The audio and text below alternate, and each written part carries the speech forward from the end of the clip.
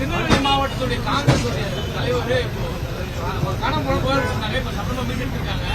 அவரு காணாம கம்ப்ளைண்ட் கொடுத்தாங்க, இப்ப சட்டமா மீட்டு இருக்காங்க. சொத்து விவகாரத்துல எனக்கு கொலை மிரட்டல் ஏற்கனவே காவல் அந்த காங்கிரஸ் இறந்து போன ஜெயக்குமார் தனசிங் காங்கிரஸ் திருநெல்வேலி கிழக்கு மாவட்ட தலைவர் சொத்து விவகாரத்துல எனக்கு ஏற்கனவே கொலை மிரட்டல் இருக்குன்னு காவல்துறை புகார் கொடுத்திருக்காரு. அப்படி இருந்த நிலையில காணாம போனது இப்ப சட்டமா மீட்டு எடுத்திருக்காரு. இதுல காவல்துறை பங்கு எப்படி பாக்குறீங்க?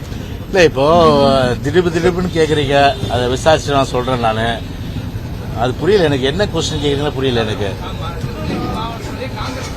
திருநெல்வேலி மாவட்டத்தோட காங்கிரஸ் தலைவரா?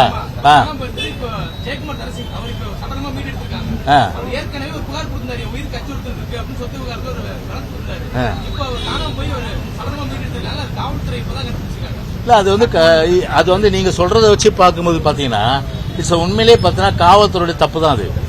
ஏன் சொல்றேன்னா அவர் வந்து இப்ப எனக்கு ஆபத்து இருக்கு, எனக்கு வந்து இந்த மாதிரி வந்து உயிருக்கு பிரச்சனை இருக்கு அப்படின்னு சொல்லி காவல்துறை வந்து பெட்டிஷன் கொடுக்கும்போது காவல்துறை என்ன பண்ணிருக்கோம், அலர்ட் ஆயிருக்குமா வேணுமா சொல்லுங்க. யாரா இருந்தாலும் ஒரு மாவட்ட காங்கிரஸ் தலைவர் ஒரு பக்கம் இருக்கட்டும், ஒரு சாதாரண பிரஜையா இருந்தா கூட சரி, தன்னுடைய உயிருக்கும் உடைமைக்கும் ஒரு பாதுகாப்பு இல்லை என்று சொல்லி காவல்துறையோட பெட்டிஷன் கொடுத்தா அதை உதாசீனப்படுத்தும் போது கண்டிப்பா அது இது மாதிரி தான் வரும். அப்போ இதை உதாசீனப்படுத்தி அப்பவே காவல்துறை அலர்ட் ஆயிருந்ததுன்னா கண்டிப்பா வந்து அவர் சடலமாக மீட்க வேண்டிய அவசியம் இருக்காது. அவர் வந்து அன்னைக்கே கொடுத்த கம்ப்ளைண்ட் மேல சிவியர் ஆக்ஷன் எடுத்திருந்தா கண்டிப்பா வந்து அவருடைய உயிர் காப்பாற்றப்பட்டிருக்கும். அப்ப யாரு பொறுப்பு இதுக்கு? இந்த விடிய அரசுடைய காவல்துறையுடைய பொறுப்பு தான். அப்ப பெட்டிஷனை பத்தி கவலைப்படுறது இல்ல, இப்ப நாட்டு மக்களை பத்தி கவலைப்படுறது இல்ல, லா அண்ட் ஆர்டர் மெயின்டைன் பண்றதை பத்தி கவலைன்ற ஒரு அரசு எப்படி வந்து விடியாத அரசுடைய முதலமைச்சர் ஹோம் டிபார்ட்மெண்ட் வச்சு இன்னைக்கு வந்து முடிக்க விடாம இன்னைக்கு வந்து தூங்கிட்டு இருக்காரோ, அதே போலதான் இன்னைக்கு காவல்துறை தூங்கிட்டு இருக்கு. இன்னைக்கு பிரதமர் மோடி வந்து தொடர்ந்து பிரச்சாரத்துல வந்து காங்கிரஸ் ஆட்சிக்கு வந்தால் இடஒதுக்கீடு வந்து பறிக்கப்படும், இடஒதுக்கீடு பறித்து இஸ்லாமியர்களுக்கு கொடுக்கப்படும், அதாவது எஸ்சி எஸ்டி பிரிவினருக்கோ ஓபிசி பிரிவினருக்கோ இடஒதுக்கீடு வந்து இஸ்லாமியர்களுக்கு கொடுக்கப்படும் என தொடர்ந்து மத ரீதியான ஒரு பிரச்சாரத்தை முன்னெடுத்திருக்கிறது.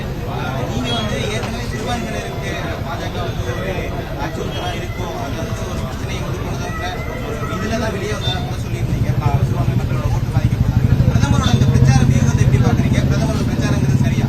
இல்ல இப்போ சமீபத்திய வந்து பிரதமருடைய பேச்சு என்பது ஒரு பிரதமராக வந்து இந்த மாதிரி பேசக்கூடாது.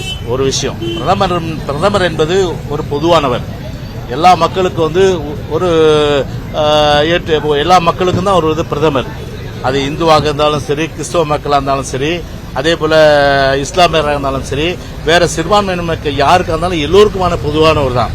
ஆனா ஒரு பொதுவான ஒரு பிரதமராக இருந்துட்டு ஆனா இப்போ வந்து பாத்தீங்கன்னா ஒரு மத துவேஷ பேச்சுக்கள், மதத்தால் வந்து பிளவுபடுத்தணும், அதாவது இஸ்லாமியர்கள் இந்துக்கள் என்று பிளவுபடுத்தி அதன் மூலம் வந்து இந்துக்கள் ஓட்டை வாங்கலாம் என்ற அடிப்படையில் வந்து அந்த பேச்சு இருந்தால் அது நிச்சயமா வந்து ஒரு கண்டிக்கத்தக்கதான். ஏன்னா அவருடைய சமீபத்திய பேச்சு ஒரு டிவைட் அண்ட் ரூல், அதாவது மதத்தால் எப்படி வெள்ளக்காரன் மக்களை வந்து பிரித்தாண்டு, அதாவது மக்களை பிரித்தாண்டு சூழ்ச்சி செஞ்சு ஆட்சி செஞ்சானோ அதே போல இன்னைக்கு பிரதமரை பொறுத்தவரை அதை கையில் எடுத்துட்டு இருக்காரு. பிரிட்டிஷ்காரனுடைய அந்த இதை வந்து கையில் எடுத்துட்டு இருக்காரு, ஆயுதத்தை பிரித்தாளும் சூழ்ச்சி, பிரித்தாளு என்ற அதை டிவைட் அண்ட் ரூல்.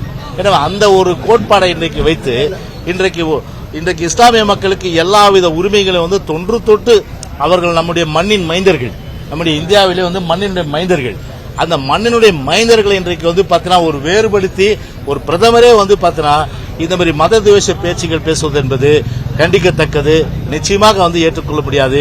ஆனால் ஒன்று மட்டும் நிச்சயம், இந்த இதை அவருடைய சமீபத்திய பேச்செல்லாம் பார்க்கும்போது கண்டிப்பா வந்து பிஜேபி பொறுத்தவரை ஒரு தோல்வி. அதுக்காக நான் காங்கிரஸ் சப்போர்ட் பண்றேன்னு நான் சொல்ல, நான் காங்கிரஸ் சப்போர்ட் பண்ண சொல்ல, நான் ஏற்கனவே சொல்லிட்டேன், மத்தியில வந்து காங்கிரஸ் ஆண்டாலும் சரி, அதே போல பிஜேபி ஆண்டாலும் சரி, தமிழ்நாட்டுக்கு ஒரு பிரயோஜனமும் கிடையாது. அதனால ஒரு பிரயோஜனமும் கிடையாது.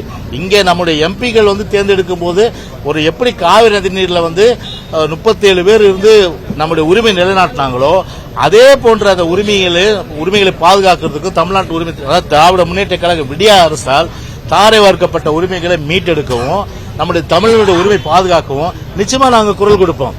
அதனால யார் ஆண்டாலும் எங்களுக்கு அதை பத்தி பிரச்சனை இல்லை. அதனால வந்து காங்கிரஸ்க்காக நான் வந்து வக்காலத்து வாங்குறேன். ஆனா இப்போ பிஜேபி பொறுத்தவரை வட மாநிலங்கள்ல இந்த மாதிரி அவருக்கு ரிப்போர்ட் ஐபி கொடுத்திருக்கலாம், இந்த மாதிரி நீங்க வந்து வரப்போறது இல்லைன்னு. அதை வைத்து இன்றைக்கு வந்து ஒரு மத துவேஷ பேச்சு, ஒரு பிளவு பேச்சு, ஒரு சிறுபான்மை இஸ்லாமிய மக்கள் வந்து குறிவைத்து பேசப்படுகின்ற பேச்சு என்பது நிச்சயமாக வந்து யாரும் ஏற்றுக்கொள்ள முடியாது, நிச்சயமாக கண்டிக்கத்தக்க பேச்சாக தான் நிச்சயமாக